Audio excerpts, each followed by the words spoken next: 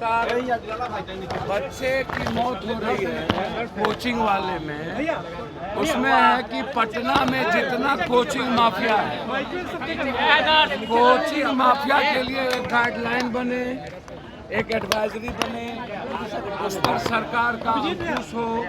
तो अभी लगातार कोचिंग माफिया दिल्ली से लेकर के पटना तक ये सवाल है, तो क्या बिहार के कोचिंग माफिया के लिए अभी तक सरकार ने कोई पॉलिसी बनाया, कोई गाइडलाइन बनाया है? ये आप इसको देखिए।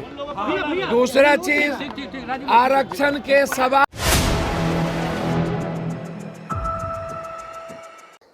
नमस्कार, आप देख रहे हैं 4 PM और मैं हूं अभिषेक मिश्रा। देखिए, आरक्षण को लेकर बिहार में सियासी बवाल जारी है। बिहार सरकार ने ताती ततवा जाति को अनुसूचित जाति की श्रेणी में शामिल करने का फैसला लिया। उस फैसले पर सुप्रीम कोर्ट ने रोक लगा दी। बिहार सरकार को सुप्रीम कोर्ट से झटका यह भी मिला कि सरकार ने आरक्षण की सीमा बढ़ाने का फैसला लिया था। 50% से बढ़ाकर आरक्षण की सीमा को 60% बढ़ाया गया था और उस फैसले पर भी रोक लगा दी। 65% बढ़ाया था बिहार सरकार ने। उस फैसले को लेकर भी सुप्रीम कोर्ट से बिहार सरकार को झटका लगा है। अब बिहार में इसको लेकर नीतीश कुमार निशाने पर हैं अपने राजनीतिक विरोधियों के। तेजस्वी यादव ने प्रेस कॉन्फ्रेंस की और यहां तक कह दिया कि नीतीश कुमार के मुंह में दही जम गया है। तेजस्वी यादव ने सड़क पर उतरने की बात कही है और तेजस्वी यादव ने सुप्रीम कोर्ट भी जाने की बात कही है। दूसरी तरफ आज पप्पू यादव ने भी कहा है, पूर्णिया से सांसद है पप्पू यादव, और उन्होंने कहा है कि नीतीश कुमार को इसमें आगे कदम उठाना चाहिए, अध्यादेश लाना चाहिए। तमाम तरह की बातें पप्पू यादव ने भी कही है। आरक्षण को लेकर उन्होंने सर्वदलीय बैठक बुलाने की मांग की है, समीक्षा की मांग की है। सुप्रीम कोर्ट का जो फैसला आया है उसको लेकर पप्पू यादव क्या कह रहे हैं, जरा सुनिए। सर, आपने भी अपने हत्या किया जिस तरीके से जो हो रहा है। और कोई बात है? कौन बात? तेजस्वी यादव ने कहा है कि अगर अरे मेरे लोगों को पता देगा तो हमको देखिए, दो बात समझिए। पहले तो लगातार बच्चे की मौत हो रही है कोचिंग वाले में, उसमें है कि पटना में जितना कोचिंग माफिया है, कोचिंग माफिया के लिए एक गाइडलाइन बने, एक एडवाइजरी बने, उस पर सरकार का अंकुश हो। तो अभी लगातार कोचिंग माफिया दिल्ली से लेकर के पटना तक ये सवाल है, तो क्या बिहार के कोचिंग माफिया के लिए अभी तक सरकार ने कोई पॉलिसी बनाया, कोई गाइडलाइन बनाया है? ये आप इसको देखिए। दूसरा चीज, आरक्षण के सवाल पर बिल्कुल एक बात समझिए, सब सर्व सही कह रहा, नीचे रखिए। नीचे रखो, नहीं तो नहीं करने देंगे भाई, किसी को नहीं करने देंगे। एक मिनट, सुप्रीम कोर्ट का जो एक आदेश आया है ST SC में क्रीमिलियर को लेकर के, इस पर बड़े समीक्षा की जरूरत है। एक तरफ आरक्षण को लगातार कटल करने की, दूसरे तरफ आरक्षण जब बिहार में या तमिलनाडु में पहले भी दिया गया 67%, उसके बाद मेरा एक आग्रह है, सिर्फ यह कहना कि नीतीश कुमार जी यदि डबल इंजन इसको अध्यादेश नहीं ला पाते हैं, भैया तो क्या बोलेंगे आप लोग? ऐसे करिएगा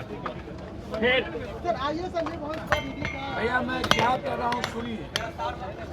मेरा कहना ये है कि आरक्षण के सवाल पर 7 जज का जो आदेश है, इस पर बड़े समीक्षा की जरूरत है और सदन में इस पर चर्चा करने की जरूरत है। सर्वदलीय बैठक की आवश्यकता है।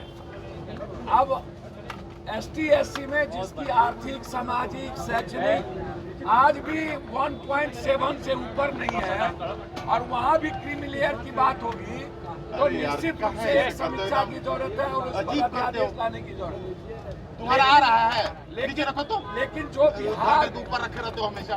लेकिन जो बिहार की बात है, उसमें मेरा सीधा है कि बिहार में गलती किसने की? सरकार तो दोनों आदमी की थी ना।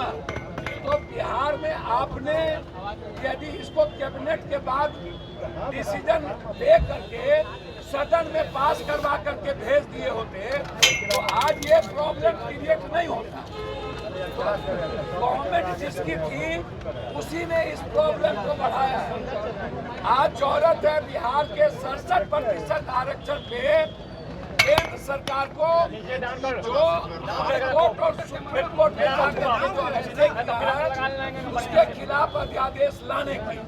मैं यह नहीं कहूँगा कि वापस ले लीजिए, वो कर लीजिए, लेकिन जब दोनों आदमी की सरकार थी तो फिर गलती कहाँ हुई? जब आपने 67% आरक्षण दिया तो फिर सदन में पास करके क्यों नहीं भेजा? और आज सबसे पहले सत्ता पक्ष और विपक्ष दोनों मिलकर के यहाँ सदन से पास करके भेज दे, तो गलती तो पहले ही हो चुकी है। और दिल्ली में भी सुप्रीम कोर्ट का जो क्रीमिलियर है वो भी मामला है, तो दोनों मामला को इसी सत्र में बहस करा लेने की जरूरत है। बाबू जी क्या आपको थ्रेट हुआ है? अच्छा, एक बात हमको जानकारी नहीं है। मरना होगा तो कोई बचाएगा?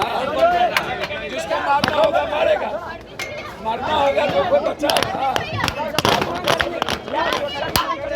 भैया, सुरक्षा देने की जिम्मेदारी हमारी नहीं है, सुरक्षा देने की जिम्मेदारी सरकार की है। सरकार दे न दे मैं कुछ नहीं जानता, मैं इतना जानता हूँ कि बिहार में जिस तरीके से अपराध बढ़े हैं और मुझे लगता है कि भट्टी जी को हटाने की जो व्यवस्था, हमें जो जानकारी है कि भट्टी जी को जो प्रतिनिधि था उसको यहाँ से वापस करने के लिए रिलीव करने की जो बात चल रही है, तो इसका मतलब है कि शासन प्रशासन में कुछ भी अच्छा नहीं है, कुछ भी सही नहीं चल रहा है। आखिर भट्टी जी क्यों बिहार से जाना चाह रहे हैं? क्या बिहार से भट्टी जी को क्यों हटाया जा रहा है? ये सबसे बड़ा सवाल है। और कौन व्यक्ति, मैं बार बार कहा हूँ कि भट्टी जी को काम करने की फ्रीडम क्यों नहीं दी गई आज तक, ये सबसे बड़ा सवाल है। और भट्टी जी बिहार छोड़ के क्यों जा रहे हैं? कुछ तो बात है ना। सुरक्षा की चिंता मुझे नहीं है। सरकार को देना हो दे, ना देना हो दे ना दे, और ना मैं अपराधी से डरता और ना मैं मरने से डरता हूँ। जिसको मारना हो, माफिया के खिलाफ लड़ाई है, मेडिकल माफिया के खिलाफ लड़ाई है, जमीन माफिया के खिलाफ लड़ाई है। कल भी सदन में मेडिकल माफिया के खिलाफ मैं आग उठा हूँ। एजुकेशन माफिया, ये जितने एजुकेशन माफिया उसके खिलाफ एजुकेशन माफिया पर निरंकुश करना चाहिए, उस पर गाइडलाइन होना चाहिए और सरकार एक नियमावली बनाए किसी भी कीमत पर। सबसे ज्यादा शोषण बिहार के बच्चों का एजुकेशन माफिया कर रहा है, इसलिए है सीधा लड़ाई है। एजुकेशन माफिया से भी है, मेडिकल माफिया से भी है, इसीलिए जान की चिंता मुझे नहीं है। बिल्कुल गलत है। मैं इसको ओबीसी को पहले ही बर्बाद कर दिया, अब ST/SC को बर्बाद करना चाहते हैं। इस पर सदन में चर्चा की जरूरत है, जरूरत पड़े तो अध्यादेश लाने की जरूरत है।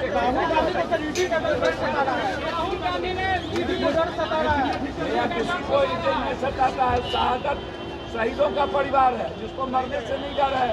राहुल गांधी को कोई डरा सकता है, लेकिन जो हालात है ईडी के, चूज एंड बाइफर्केशन, और जिस तरीके से आप कर रहे हो, बिहार में बहुत सारे पदाधिकारी पर ईडी का केस है, जो बड़े बड़े पदों पर सेक्रेटरी बैठे हुए हैं।